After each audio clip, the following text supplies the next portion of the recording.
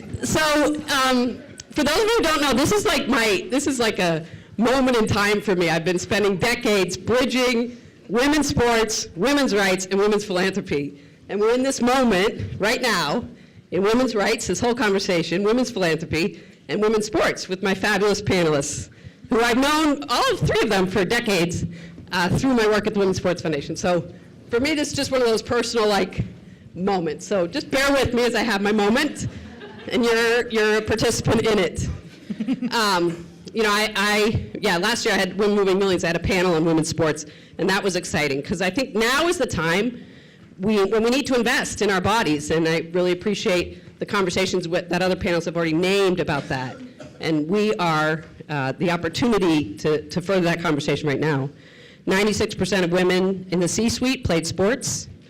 Women in Philanthropy Institute have identified courage, control, and confidence as the three themes that women want to know about their money. Where else than athletes like us who have learned courage, control, and confidence through sports? So there is this moment in time where we can learn the lessons of the body, and we can also learn about the challenges and the sort of the toxic masculinity of sports and what we can do to shift it, to Malika's point about interconnectedness and making it better. So without further ado, I would like to introduce my esteemed panelists. I do like to read people's Twitter descriptions, because that's a fun way to learn about people and how they describe themselves publicly. So I'm going to do that and then add my color commentary. To my left is the infamous Wendy Hilliard. In 1996, founded the Wendy Hilliard's Gymnastics Foundation. She's a USA Gymnastics Hall of Famer. She teaches health, wellness, teaching youth gymnastics and tumbling.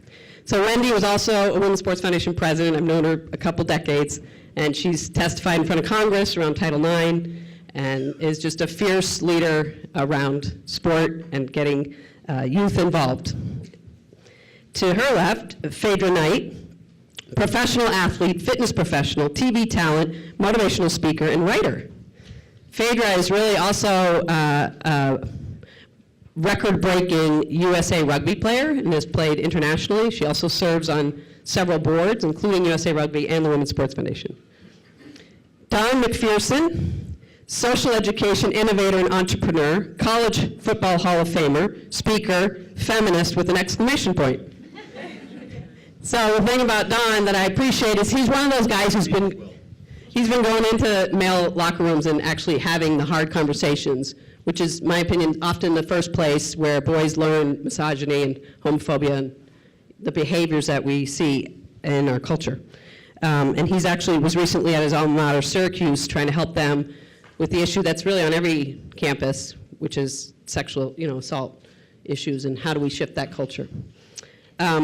So I just want to qualify, just show of hands, how many people know Title IX? Okay, great. How many people think Title IX is for sports? Only for sports? Only for sports. Okay, good. But you should know that there's a lot of people out there in the world who do think that it's only a sports law. It was actually so women could have advanced degrees. But I wanted to just have some moment-in-time conversations that we're having right now in our culture. And Wendy, I'm going to talk with you first, because in gymnastics, that's really the place and space that we're seeing this. And it woke up a lot of people to sort of the Time's Up movement inside sports and the decades of coach abuse and, in this instance, the physician Larry Nassar. So if you don't know the case, it just settled, his employer, Michigan, just settled $500 million to pay the 300 plus victims. What is happening in terms of what you're seeing in terms of governance and leadership in the field of gymnastics and the sport? What are solutions that you're learning, or conversations that are happening that give you maybe hope or give you fear? Oh, well, thank you. It's complex, I will tell you that. So my sport, I competed in rhythmic gymnastics, one with the ribbons and the hoops. So I had female coaches, actually Ukrainian female coaches, all the time. But before I was with the Women's Sports Foundation, I was actually an athlete representative on USA Gymnastics, and it was my role to make sure all the athletes were protected, how they were selected for Olympic teams. So I spent a lot of time in that space many, many years ago. And I just want to say real quickly, as Tuti said, becoming, as we say, an advocate is a combination of having a good sports background, mainly because I was pretty courageous, and I went out there and I did what I needed to do, and I can follow directions really well. But also, I had really good training. So I was on the board of USA Gymnastics. We had all these athletes. It was very powerful. We had like 7 or 10 athletes, and we had this big voting block on the board. And then I got the Women's Sports Foundation, and boy, did they train me. I'm like, Title IX, you want me to give you some stats on that one? As Don said, Don brought up, we spoke last week, he says, Wendy, do you remember you went to school? You took me to school on Title IX about 20 years ago. I'm like, oh yeah, I was really good. Because I could fight it. And you know what's interesting about Title IX? So I'm from gymnastics. Part of Title IX, everyone was talking about male minor sports, they called it at the time. Wrestling, men's gymnastics, men's swimming. Now remember, I'm a gymnast, and I'm like head of the athletes council, and all of my male gymnasts, who were my friends, right? This is like 1980, the Olympic team and things like that. So all of my real good friends were male gymnasts. And so what we had to learn as a family, going back to how it comes to today's point, I will say first, the question I get a lot is how did it happen to the athletes? How did, something like this happen to such strong athletes? Because let me tell you, them girls on the Olympic team are like rock stars. They're so well trained. But that's, again, gymnastics, right? That they, people always ask, how did it happen? And I totally got it. They were just going on their path to be an Olympian, and they were listening to the doctor, and the doctor told them, I'm going to protect you and do all this kind of stuff. Crazy, crazy, crazy stuff. And Larry Nassar, which everybody knew, was a totally pedophile, he fooled everybody. Not just gymnastics, he was on the USOC medical commission, He was a well-renowned medical doctor in sports. So when it came down, initially, so we found out, or most of the gymnastics community found out about it in like 2016 in the 60 Minutes at a piece, right? The fall of 2016. And we were appalled. So one of them was a rhythmic gymnast. So I know a really good friend of mine, Jessica, had gone down to the ranch to get, so it affected all of gymnastics. But I think the rest of the world got, attuned to it when they heard everyone speak at the trial, and it was amazing. And I will say this about female athletes, and that really showed you: don't be messing with some female athletes and let us tell our story. I mean, they are very succinct, they're very strong. I had an opportunity to meet Allie Raisman like April of last year. She was, go girl, she was the spokesperson for Playtex tampons. And so they did the fun, and I'm like, go ahead. The last person who did something like that was Kathy Rigby, right? So she came up to Harlem, and she came with the girls, but I have to admit, when I met her right then, I was so impressed. She was very sharp. She talked to the kids. She was telling them how, I was like, this girl is sharp. I really like this Allie Raisman. Watch the heck out for Allie Raisman. Don't be getting in that girl's way. So what has happened is they found their voice. Allie especially, she's very, very bright. And she's not competing anymore. But even Simone Biles, let me tell you, they closed that ranch because Simone Biles tweeted, I don't want to go back to the ranch. I'm going to compete, but I don't want to go there anymore. Bada bada boom, it was closed in like 2 days. So the athletes have found their voice. What I find hope with, it's tough. I will tell you much. It's a very tough place for when you talk the governance of sport, because the Olympics are happening in 2 years. USA Gymnastics is the responsibility is to choose the Olympic team, and they're the only entity in the United States that can do that one. But they're about to go bankrupt. Well, good chance. They ain't got no $500 million in the bank. So at any rate, it's a very hard time. I think what happened for all of sports is that it's telling people that you need people that run sports to have been an athlete, or you really do. I will just say it that way. I don't know anybody else who would not understand the process, unless you went with, or coach. In women's gymnastics, it's really hard, like a lot of other female sports where the male coaches they take a lot of the jobs, and they're working really hard, and so there's that aspect to it. But the fact that they hid this situation, because just so you know, unfortunately, this has been happening in gymnastics for years. I mean, years and years and years. I mean, I know athletes that did this. But what we did in gymnastics usually is they would post who was, who was accused, and they let everybody know, but they didn't do that with Larry Nassar. They went like a year and like 14 months before they let everyone know. So that's where the problem took place. And it was a combination of money.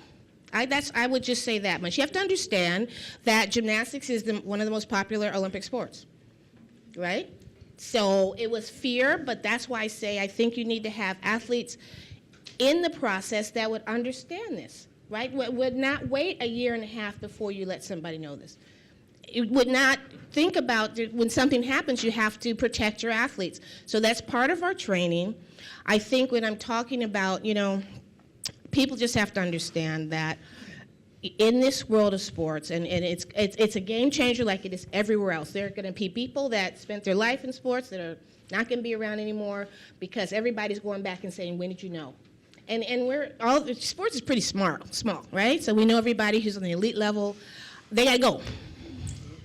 And you have to be brave to do that one. There are a lot of people out there in that space that are doing it, and they're vocal. And just like in other industries, people that have been in sports for 25 years or something like that don't feel like they want to go. Gotta go. Gotta go. And what gives me hope is that these athletes have found the voice. Someone was talking about social media. Very, very strong because it gets out there. Don't mess with female athletes. They're really well trained.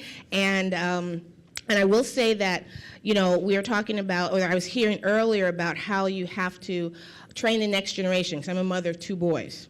So I'm listening, I'm listening. But also, I work with kids all the time, right? So I have a gymnastics foundation in Harlem, and we do girls and boys. And I will tell you, that's what the Women's Sports Foundation told me, real quickly, that you don't discriminate against anyone. I love girls. We want to support girls. We love you. But if boys want to teach gymnastics, you guys got to come here, because I'm the only place you can take it where you can afford to do it. And if you want to do rhythmic gymnastics, you can do that too, even though they don't have girls, guys in the Olympics. I have a couple boys that are fabulous with the ribbon. I'm like, oh, come on up here. So it's just that what we have learned is that the athlete is first. It is so simple, guys. You have to protect the people that you're responsible for at any means. And the next generation coming up is finding their strength. I feel very hopeful in the next generation of athletes. I turn it over to you. We will be here to help you. And that the thing that's the clean house is the people in the high parts. The people that were paid a boatload of money to run these organizations. Let me tell you, if I was a biathlete, it would probably cost me $40,000 to train. And then the guy who's working at the Olympic Committee is making like $1 million. I win an Olympic medal and they give me like 30 grand. I'm like, that's only 1 year. It's like there's an imbalance. And we talked about money and power. That's what's happened in sports. So, quickly I will say I'm hopeful, but it's going to be painful. And those athletes that are training now are going to be fine, but it's going to be a process. Thank you. Phaidra, I think, this is a great conversation because the IOC just came out with its report on women, and for those of you who don't know about the pale, male, and stale leadership of the International Olympic Committee and all the national governing bodies, they just required that everybody gets to 30% representation, which we know is when an underrepresented group can change outcomes and conversations and resources. So now, here you are on the USA Rugby Board. You can give us the demographics, but, recently we just heard that the USA Rugby Board, there was a bunch of 5 white men who misused funds. So to Wendy's point, what's happening in the governance space is now being transparent, and we're starting to reveal some of the challenges that these leadership organizations are having. Tell us about what your experience is as an athlete. To Wendy's point, having an athlete on boards, what has been your experience as a woman of color in that boardroom? It's been pretty rough. I was voted into the board last spring, and at the time I was training for what would be my 4th World Cup. And so my attention was a little diluted, but I wanted to reserve the time, my first few months, because you hear a lot. I was in Congress, which kind of is a check and balances body for the board prior to becoming a member of the board. And we obviously were kept in the dark a lot as Congress members. International athletes, even more so, because the participation of international athletes on the board and in Congress was very minimal. Just athletes are being athletes. I wanted to be one of the people that changed that stigma. So I attended every Congress meeting.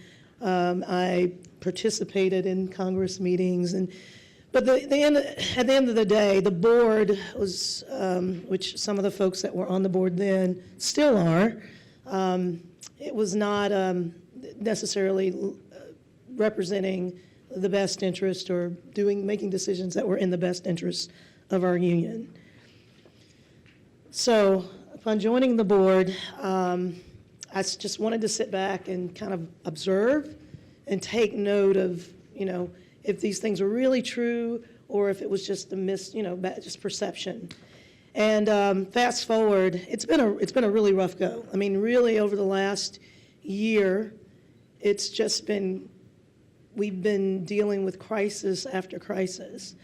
Haven't had an opportunity to do anything that relates to our mission, which is high performance, supporting and developing our national teams, and honestly growing the sport at the grassroots level. There's been very little attention paid to that, and more just putting out fires, and honestly attempts to save our union from insolvency based on just poor decisions and leadership of our leadership, quote unquote leadership. Every time I'm on a phone call with the board, it's just interesting because it's what you say. The spotlight's on, and the curtain's being pulled back, and they're just trying to find something to hide behind, right? I'm not at liberty to necessarily say some of the things, but we're just in a position where financially we're distraught. And USA Rugby, just to give you a little bit of insight, World Rugby, our world governing body, has adopted this 30% women in the boardroom and in leadership positions stand. They haven't necessarily enforced or imposed quotas on the unions around the world, but Canada took it upon themselves to be the first union to require or push through, codify a minimum of 40% either gender on the board, and no more than 60% of either gender. So they took it a step further, because what 60-40 represents is what the rugby demographic, women to men, will look like by 2025. So they're being very proactive. What we have done, or what we are doing, a number of us, I'm working in conjunction with some of our female rugby constituent groups and a few people in Congress to try to push the same or codify the same thing. Why just stop at 30% when we can reflect what our sport will be, in 7 years, and then keep ourselves open for even a great, and quite honestly, open it up so that maybe women could represent 60% of the board. But it's very clear, based on just our history in USA, with the USA Rugby, our women have been really the heart and soul of the union. It's unfortunate that we haven't gotten the media, the press. Rugby's an incredible sport, not because it's a sport, and I know you don't really believe in sports and know the great things that they do, but the ethos that's promoted by rugby, it's not about the sport. It's about building characters, building people with great integrity. And then just inherently within the game and the rules of the game, these things are, you're indoctrined. It's indoctrined in us, right, as players. You don't talk back to the ref, and if you do, you get sent off, right? So, things don't go your way. You just have to suck it up, because quite honestly, the next play is underway, and you're going to get left behind if you don't. It's always been termed a hooligan's game played by gentlemen, but it's actually, I think, and soccer is the opposite, right? But it's well, that's what they say. I didn't say it. I didn't coin that. But it's it's also it's just a wonderful game. And here in the U.S., the women are the only team, or women's team, national teams, the only team that's won a World Cup. Our women won the inaugural Women's World Cup in 1991, and I had the opportunity to go to the White House and meet Barbara Bush. But you don't really hear about that. what you hear about is, our men. That's what gets highlighted. That's what gets, the first rights and everything. And it's all a reflection of our leadership, because our leadership is not in those meetings, in their boardroom. They're not fighting for the women. And so what we need now is we need representation that will have the best interest of the union at heart. And I think our biggest asset in the U.S. with rugby is our women, particularly our U.S. teams and our colleges, because we have the opportunity to become an NCAA recognized sanctioned sport, and that's just what it is, right? So, yeah, it's been a rough go. Being the only African American in the boardroom, I get the reputation that I'm very what's the word? Unique. Well, I'm unique, but that's not what trust me, that's not what they think of me.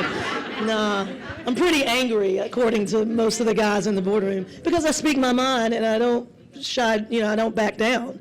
Because at the end of the day, my concern is that our union in 10, 20, 30 years is the top union in the world, and that and rugby is a mainstream sport. And that's the only way it's going to get there, by employing good characters with tremendous integrity. They're going to call people out on the BS and just have the interest of the union at heart, not individual, motivations. So, yeah. Well, thank you. You have an uphill battle for sure. Military, religion, sports is, the patriarchy is still clearly alive, right? And so, and just to speak to women's media coverage, it's still at the same level as horses and dogs, for those of you who don't know. It's only 5% of all media. So the stories that, Phaidra and Wendy and all the female athletes, they don't get out there in the world. And Don, I think, most sports editors are white men. And there's this homologous reproduction where men just sort of continue to hire who looks like them, right? And so how do we break that cycle? And I know you and I want to have a conversation about how sport itself is just complete dysfunction, toxic system that needs to be disrupted. But let's just start with white male leadership and how you're going to help us fix that. Ideas, please. We know how to fix that. So I said to Tuti a little while ago that I am a curmudgeon. I'm a New Yorker. I had to explain that means I'm a grumpy old man.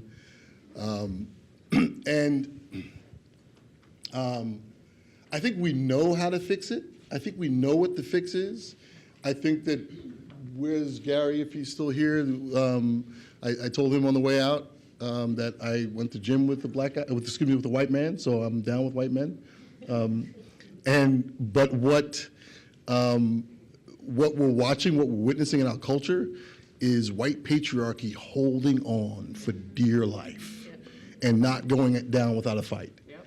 And one of the vehicles used to maintain that is sports. And I used to teach a class here at Adelphi University on Long Island many years ago called Sport and Civility, titled Sport and Civility. And first day of class, I would ask the students, and I had a lot of graduate students, it was around 9/11, so I had a lot of non-traditional folks who were coming back to higher ed, coming back to get their degree in coaching or teaching. And I would ask, how many of you think that sports is good for kids? And every hand in the class would go up. And then I would say, well, here I am, the former professional athlete, professor of this graduate course at this university, and I would say, I think sports is a cancer in our culture. And then I would challenge them to say that I want you to try to disprove that over the next 8 weeks, because what I'm going to show you is that it doesn't do anything that we profess that it does. It doesn't build character, it's not build leadership, it doesn't build integrity. If it did, why are there so many assholes in the NFL? They should be the best, they should be the best behaved, philanthropic, they should be just the most perfect in every way of all the altruism that we profess sports builds. And so I just want to make one point, because being the curmudgeon that I am, I was just having a bad day this morning, and I was a little bit, like who pissed in your Wheaties kind of thing. And I learned, and when I learn, I get excited, and I learned, especially when I learned about my own stuff. And Wendy mentioned it was more than 20 years ago when she schooled me in a friend's kitchen in New Jersey, and she schooled me on Title IX, and I had no clue. And I love what I learned, and just listening now, I have to reframe that. Men's sports is a cancer. Thank you. So, here's why I say that. Sport. Just finishing up a book, and I have a chapter titled "Hyperbole and Myth." It's about how the hyperbole of sport perpetuates the myth of masculinity. And one of the myths of sports is that it's a meritocracy. It's not a meritocracy. There's only one reason that the four of us, reached the level of sport that we did. It wasn't because we worked hard, because we all had friends who worked really hard. I had friends who had pictures of all kinds of NFL athletes and NBA athletes on their walls, and they worked up, got up early in the morning. They just weren't good. I'm being straight. They just weren't. It's a combination of God-given ability. Listen, I can't sing, I can't dance. I was having trouble with the 5, 4, 3, 2, 1 thing we were doing. That y'all were doing, because I was just doing this. And I played a sport that was valued, and this was the other part of the myth, that was valued in a culture because it perpetuated the patriarchy, and it perpetuates patriarchy. And so I benefited from the patriarchy. So Abby, Dizzy was talking a moment ago about how far upstream she had to go, and she found her roots back up there where they were throwing babies in the river. Right? I grew up and came up in the culture that benefited from throwing babies in the river, literally. That benefits from discarding the bodies of especially black and brown men in sport.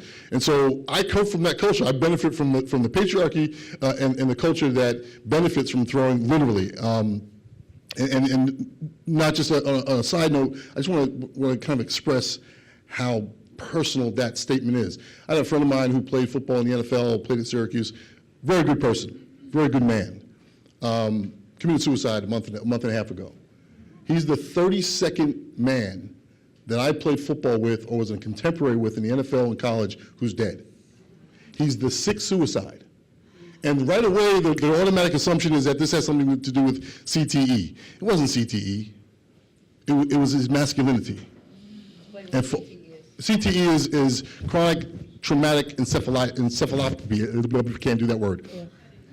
Which is a degenerative brain disease that occurs from multiple concussions and the cumulative effect of concussions, which is what everyone's blaming, and everyone's blaming on the suicides of NFL players, and there's $1 billion lawsuit and all that around, $1 billion lawsuit, I'm gonna come back to that number, $1 billion in a minute, lawsuit of all these NFL players who have died. And I just wanna say that the reason I bring that up is because that is masculinity, literally tossing babies in the river. And so, but here's the other part of, so how do we change it? When I say we know what to do, pardon me, we know that more women in the boardroom is going to change the decisions of the company. We know that. We know these things. That's why I say that white patriarchy is hanging on. My only hope is that the activism of today will continue, and it is up to women to continue to do it, because men aren't standing around saying, hey, I'm going to be in the march where I march with people so I can dismantle the patriarchy that gives me privilege. Right? Men are not lining up for that, right? And so this is, as we've talked about, whether or not men are going to come along for the right reasons, or if it's going to be at the tip of the spear, right? And so right now it's the tip of the spear, and where that tip is economic. I want to put a number. I said to use the word billion a minute ago, and I'm not going to. Do y'all know the difference between a million and a billion? I love. Oh yeah, right. Here's how I learned it. And it kind of freaks me out when you think about this, because we hear this word billion and million just because they rhyme. That's about the only thing they have in common. A million seconds is 12 days. A billion seconds is 32 years. It's closer to 33 years. Right? So when you hear people use the word billion, it's not like a million. Right? And million was always like, we was like the Million Man March, right? We got 1 million people marching, that's a lot, right? So, this is how sports has become the tool of patriarchy and is maintaining that. If you think about what just happened last week, Michigan State settled for $500 million, $500 million. If you took Michigan State, Baylor, and Penn State, you took those 3 institutions and what they paid out because of predatory men, not student athletes who were privileged and the privileged athletes and that kind of thing, but because of predatory men who allowed a culture of violence against women and children to exist, it's $1 billion in payouts. And it's probably over that by now, because as of November and February, respectively, for Penn State and Baylor, they were at about $234 million and $270 million, respectively. And then you add that to the $500 million, and then you add that to the 280 Office of Civil Rights OCR investigations that were coming out of Title IX complaints on about 280 college campuses that were happening before this administration took place, came into office, and Betsy DeVos cut that funding, cut that office, and cut off those investigations. You add in those 280 investigations, and you're probably looking at another $1 billion in higher education. And we're not talking about that? We're not talking about dismantling the influence of sport in higher education? That's the patriarchy, not just hanging on, but alive and well. And using sport as sort of the excuse. Well, this was the culture of Jerry Sandusky, by the way, was not, people don't know this, was not an employee of Penn State at the time. It was the administration protecting Joe Paterno, the coach, who allowed the pedophile to exist. If you go to Baylor, you have the president of Baylor, Ken Starr. Remember Ken Starr?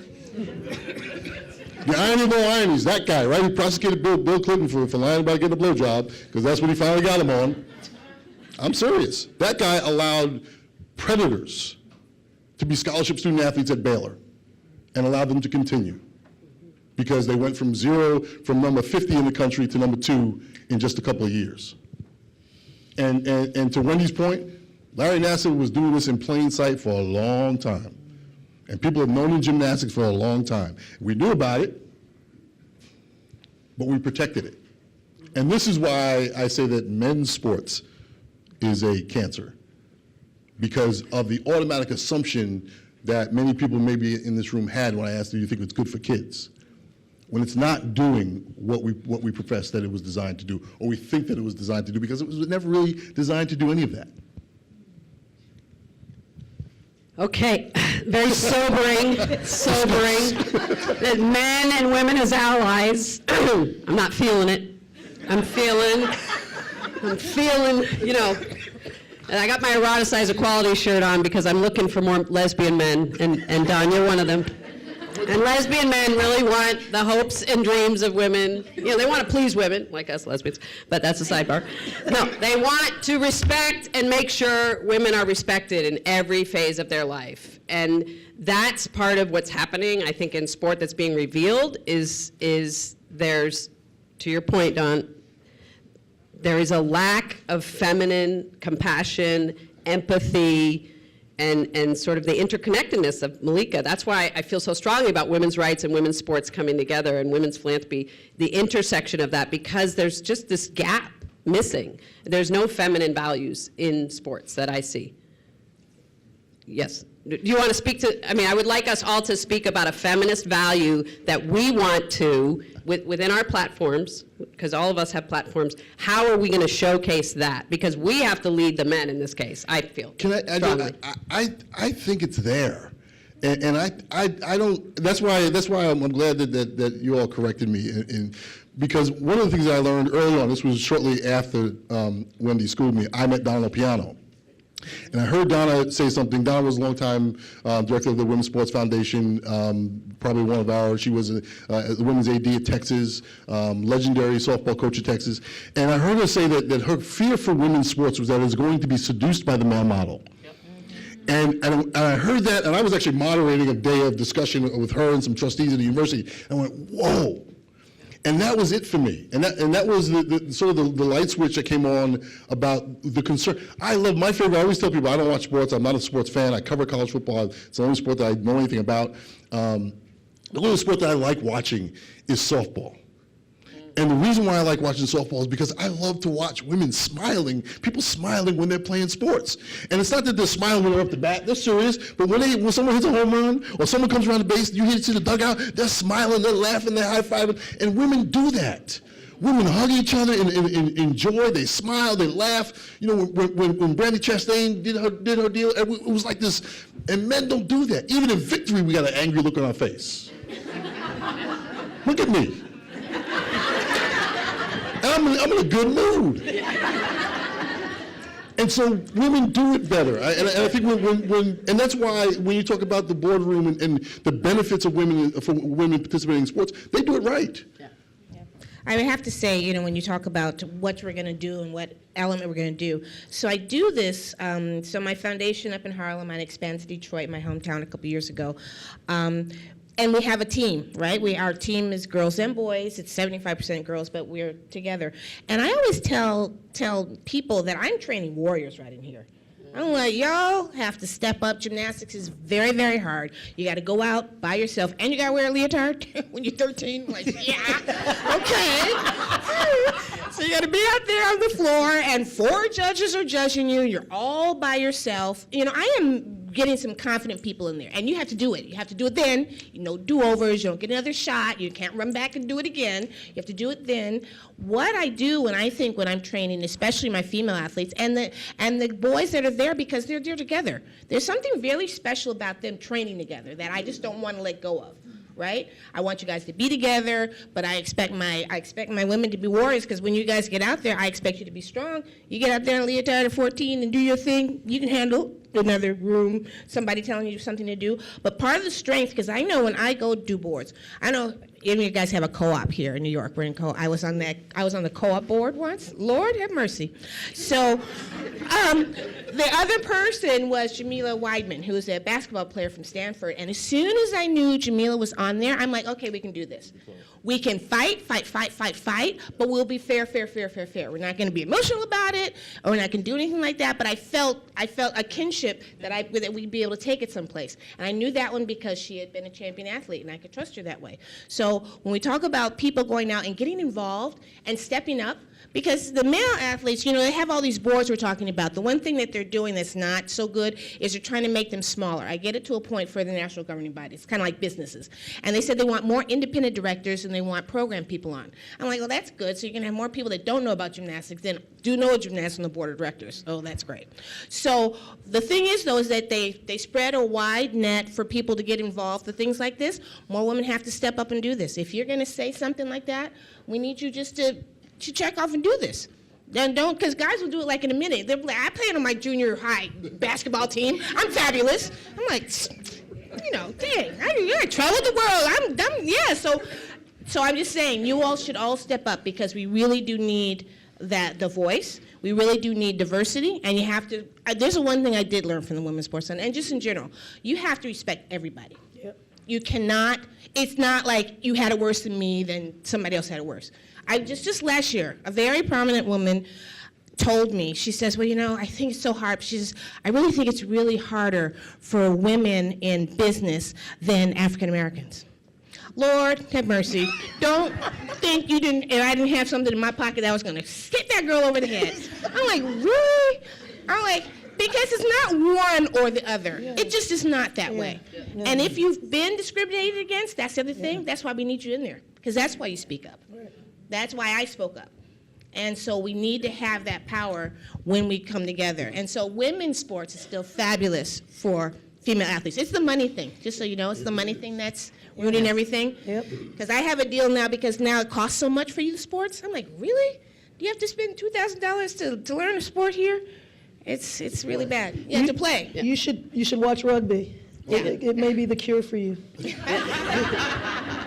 Does it have? Wait a minute. Is rugby the hooligans playing a gentleman's sport? And the ladies. And what's the good word for it? Hooligans playing the women's sport or ladies' sport? You got to figure that out. We got to figure that out. What's a female hooligan?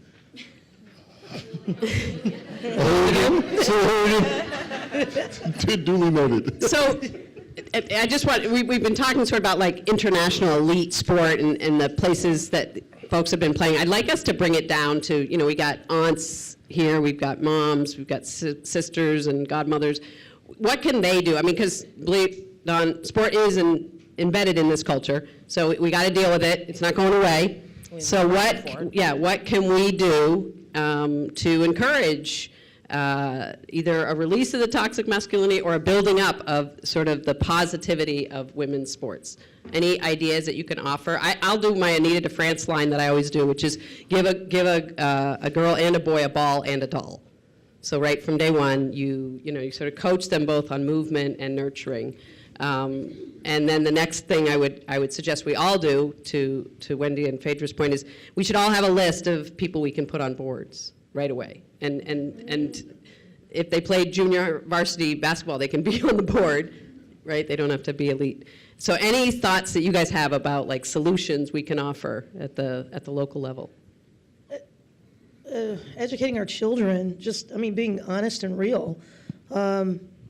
Just being aware of our own biases and living by example, I think is always a great way to be, or a great way to go. Because your kids watch, children watch, right? They see what you do and they perpetuate whatever that is, whether it's good, bad, or indifferent. So I think just cleaning up our own kitchen to start is and living and leading, by example, and then having those real conversations with young people about what our society is, but what it also could be, and how they play an integral role in transforming that.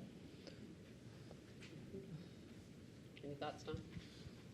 Well, I think that what men need to do, and I'll speak from that lens, as to be here with Marianne and Michael as women as allies, is men need to drop this notion that athletics and sport is a birthright of men and is something that is male, that is gendered, and I think we need to.